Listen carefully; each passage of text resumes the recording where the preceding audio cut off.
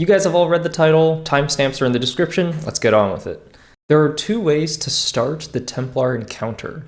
One is the old cheese method, and there's a new cheese method to start the encounter. The new cheese method relies on putting the rally flag right next to the relic. To do this, you're going to need an eager edge sword.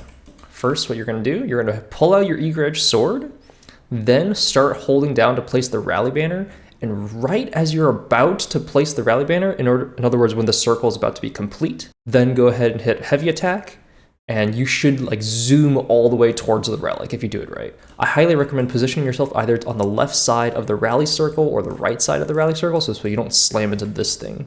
If you do it right, it should look something like this. And there you go. Now the rally flag is really close to the relic. As you can see, if you're right here, you could just like grab the rally and then immediately grab the relic. That's what you need for the new cheese. In case you mess this up and plant the rally flag too far away, you can still do the old cheese. I'm going to explain it just to be thorough in case people don't know it.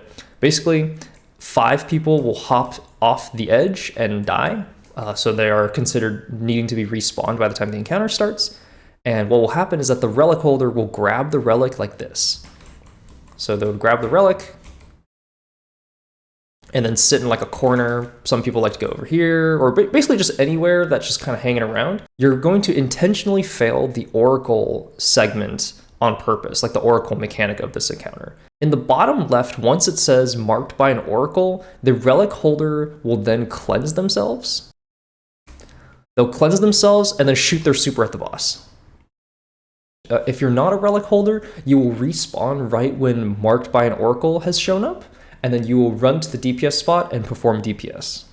If you're doing the new cheese, what you do instead is that the 5 people that would normally die, they would go to the DPS spot immediately when the encounter has started, and the relic holder will rally to the flag, run over to the relic, and then grab the relic. When you rally, you get a full super meter, but it charges over time. So the goal is to make sure that by the time you grab the relic, the rally will actually boost up your super on the relic, meaning you get to instantly break the Templar's shield. That's the new cheese. Doing the new cheese for the relic holder should look something like this. And there you go. You can instantly pop the shield. And from here, you just, well, ideally you don't get bubbled, but you'd run over to grab the teleport spots. There is a bug right now where any weapons with anti-barrier capabilities can't pop the bubbles right now. This is a problem because if you're standing in a well of radiance, you're getting the radiant buff, which gives all your weapons anti-barrier rounds. So how do you work around this to pop the bubbles? That means you'll need either using your abilities. This is because your abilities don't rely on the radiant buff. They're not boosted by it. Alternatively, any of the artifact overloads could work. That is not barrier. Most likely Unstoppable Fusion. I guess you could make Unstoppable Glaive work as well. Be careful about overload machine guns. This does not work because it's dependent on you shooting, because it only overloads when you shoot multiple bullets of a machine gun kind of a thing. So it's not actually the gun itself is overloaded. The way you can tell is that if you have the mod setup equipped, and you go into your game HUD, you can see that, for example, on the bottom left, my fusion rifle has the unstoppable capability, unstoppable breaking abilities, but my machine gun does not have the overload symbol, which means if I get radiant somehow, it will have anti-barrier capabilities, and that means it can't pop the bubble. So just be careful about that. In terms of team composition, I kind of alluded to this before.